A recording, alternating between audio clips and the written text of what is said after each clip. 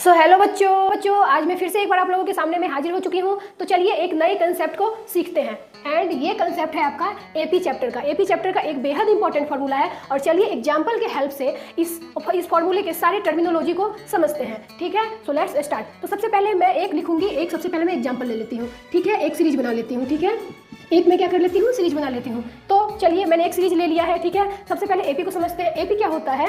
AP एक प्रकार का सीरीज है। किसका सीरीज है? नंबरों का सीरीज है। ठीक है, एक ऐसा सीरीज है ना जिसमें n नंबर ऑफ टर्म्स होते हैं।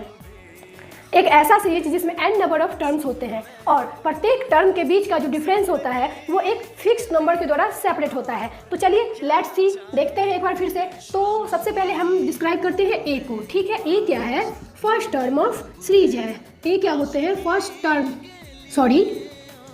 Term of series. ए क्या होता है? फर्स्ट टर्म होता है। और ये सीरीज में देखिए, गिवन सीरीज में हमारे पास ए क्या है? हमारे पास गिवन टर्म क्या है? ए का वैल्यू कितना है? 3 है। ठीक है, अब चलिए डिस्क्राइब करते हैं। एन क्या होता है? एन होता है नंबर ऑफ टर्म्स। इस सीरीज में जितने भी नंबर ऑफ टर्म्स दिए हैं उसको एन नाम से डिनोट करते हैं। जैसे फॉर एग्जाम्पल समझने के लिए 1, ये हो जाएगा 1, ये 2, ये 3, ये 4, ये 5। कितने नंबर ऑफ टर्म्स हैं? 5 नंबर ऑफ टर्म्स हैं। तो यहाँ पे क्या होगा? एन क्या होता है? Number of term.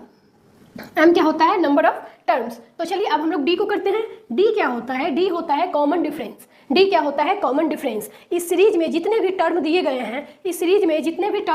हैं, इसके आपस में जो डिस्टेंस, इनके बीच में जो डिस्टेंस है वही क्या होता है? Common difference. तो चलिए समझते हैं। वैसे तो डी का मतलब हो जाता है कॉमन डिफरेंस। डी का वैल्यू क्या होता है? Common difference.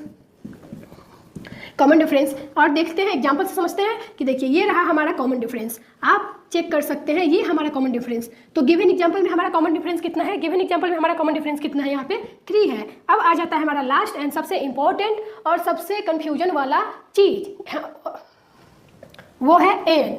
एन क्या होता है? देखो एन क्या होता है ना, एन का मतलब होता है nth टर्म।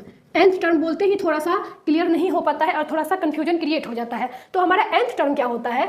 चलो जो हमारा n टर्म होता है, किसी भी सीरीज का जो n टर्म होता है उसका एग्जैक्ट वैल्यू क्या है? What is the exact value of given term? n क्या होता है हमारा?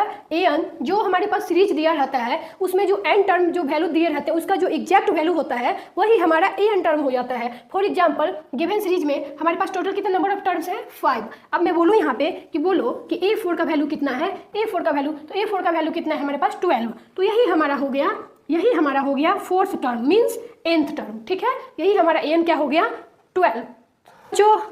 बच्चों हम लोगों ने इस फॉर्मूले के सारे टर्मिनोलॉजी को एक एक करके समझ चुके हैं। और आप लोगों को ये समझ में आया कि नहीं आया मुझे कमेंट करके बताएं। मिलते हैं नेक्स्ट वीडियो में, तब तक के लिए बाय बाय।